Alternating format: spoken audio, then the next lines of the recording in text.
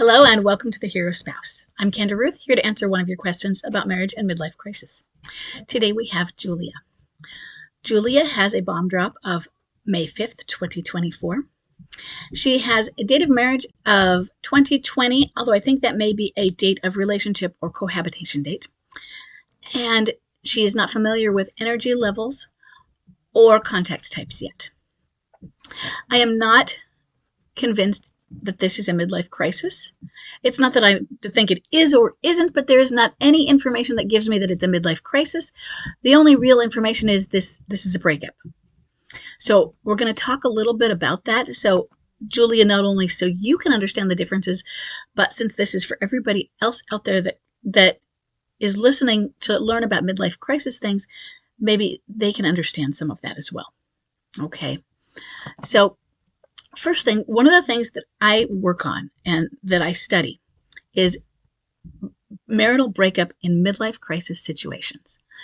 The first thing I noticed was, Julia, you said, my now ex broke up with me suddenly on May 5th of this year after 4 years together.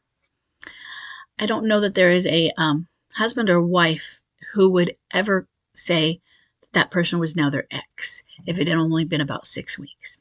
So that was my first red flag to not so much that about this being midlife crisis, but about the situation being different.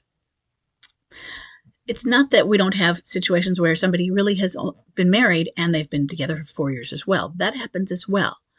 Even then, there might be some differences. She says, things had been difficult the past few months, him being very critical. We've spoken a few times, and he said he needs space.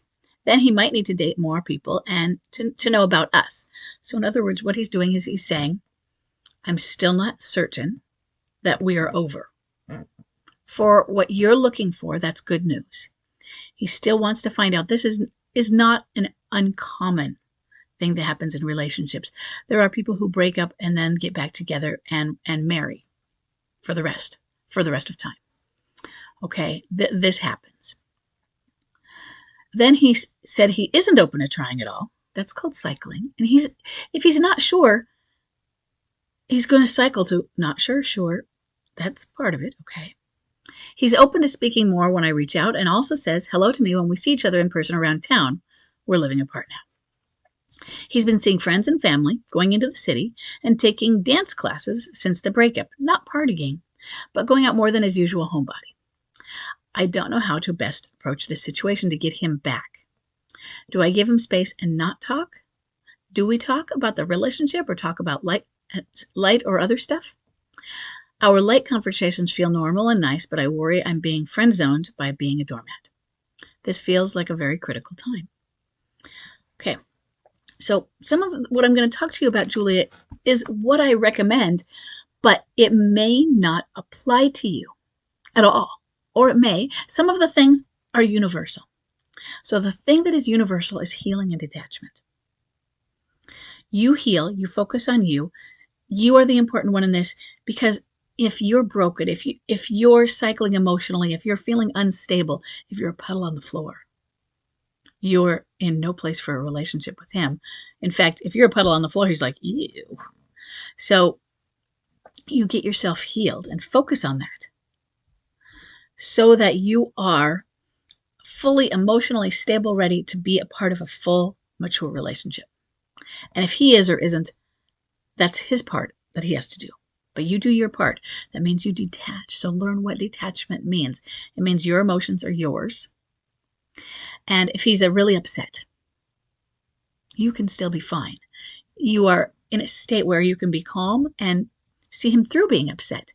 But it means you don't get upset because he's upset. Sometimes when one person is upset and the other spouse gets upset because they don't even realize that the emotion being felt is their spouse's. They confuse the emotions because they're so enmeshed. And so detachment, that means you're attached. Detachment is separating those so you can tell, hey, this is how I feel. He's getting really angry and I don't need to be angry with that. I can watch it from the sidelines, or I can step in if I need to and help be a calming force. But I am detached enough to not get myself riled up into it. So detachment is very important. And detachment is part of healing. That's universal. Everybody should be doing it. You need to prioritize yourself, do things for yourself, put yourself first. The next thing, one of the things that I did and that I recommend in the beginning is, rebuilding or building or maintaining, doing something to sustain the friendship. So that means that Chuck was home for about 6 weeks before he got into his apartment. And I dedicated that period of time to us doing things together and doing the things he wanted, because one of his big love languages is quality time. Acts of quality time, things spent together. He liked us biking. He wanted to go skiing. I don't know if it was ski season then, and that was his main complaint, that I didn't spend quality time with him. And so, I jumped through hoops. I did things to show that I was going to do this and I was going to make these changes. And I knew that I had very little time. Like you said, this feels like a very critical time. He's gone right now, but Chuck was there. And if he asked me to do something, I did. I went to his work and helped him build a trail. And I showed up and I showed my face there. They knew me already, but I made sure that I was going to put myself present by his side as his wife, so that we could rebuild, because I could sense he was going. And so when he was gone, I wanted that foundation in his memory. Okay.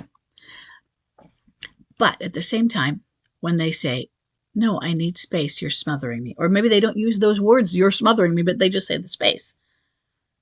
What message does it send if you don't give that to them? So this isn't absence makes the heart grow fonder.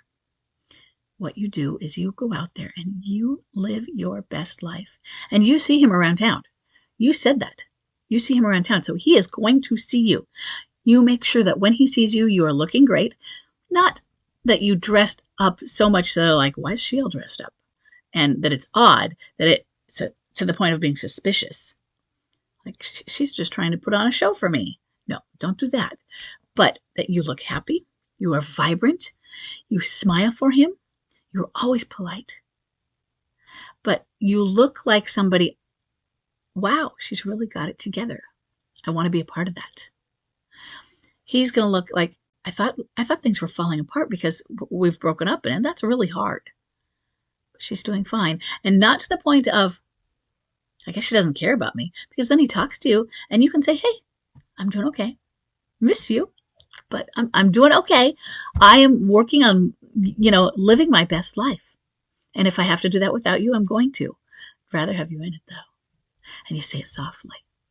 I'd rather have you here. But you know what? We're going to be fine.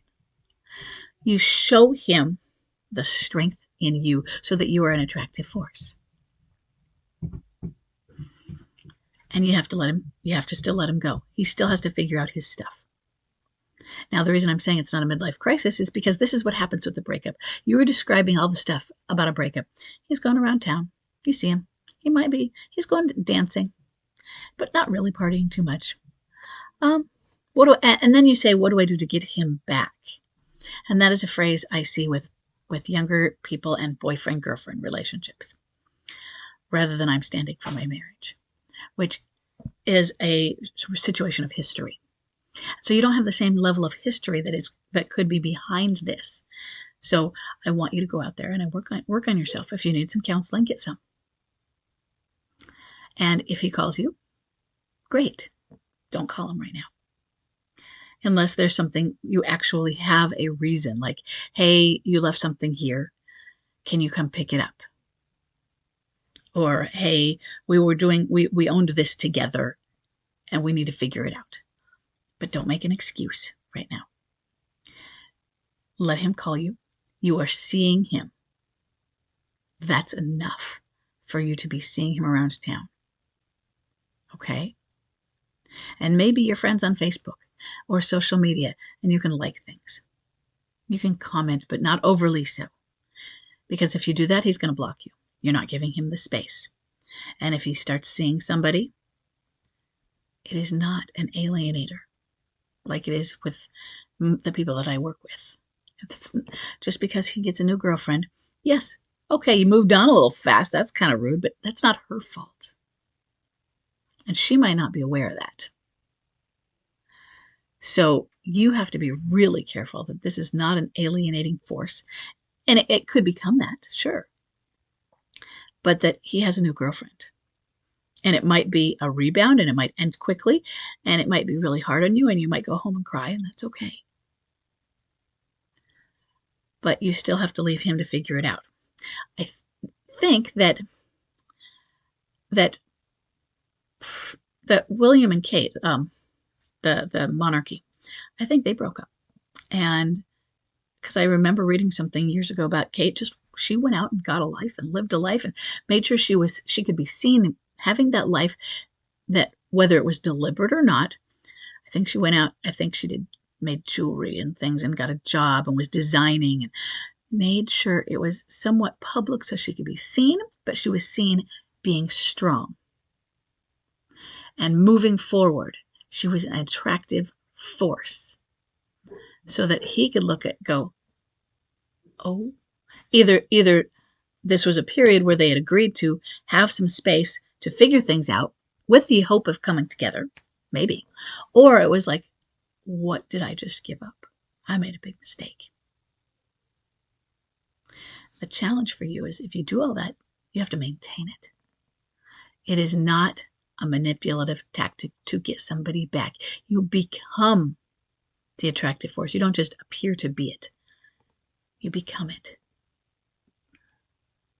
You heal, and healing helps you become an attractive force, because what you're doing in healing is you're becoming an attractive force for someone else also.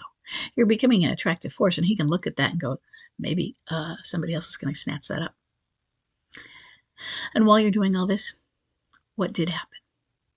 Was it just him? Was it both of you? Do some delving in and figure that out as well. We all have to do it. I had to delve in, and didn't take me long because I knew the problem. I was neglectful. That was my issue. I didn't give enough attention. What's yours? What is it that you needed to be doing that maybe you were missing out on? Or is it different dreams? Is he scared? Is he simply feeling scared of the dreams that you might share, but he's like cold feet kind of things? Like you talked about having kids suddenly, or maybe it wasn't sudden, but he got scared. Because that can be exciting and really, really scary. I mean, I didn't have kids till my 40s. We adopted them. And I remember that week we had Blaze, and we got the call for the next 2 kids. Blaze was a baby. Now we got a call for another baby. They dropped him off that day, and his sibling. She was going to transition slower, and I kept thinking, okay, we have 1 week. We have 1 week, and then she's beautiful and all of this. But at the same time, life is going to get it's going to get a lot harder. It's going to change in ways that I can't fathom. And I have 1 week. I have 1 week to sit with the 2 babies instead of the little one who's walking. And that's it. I have 1 week. I was scared.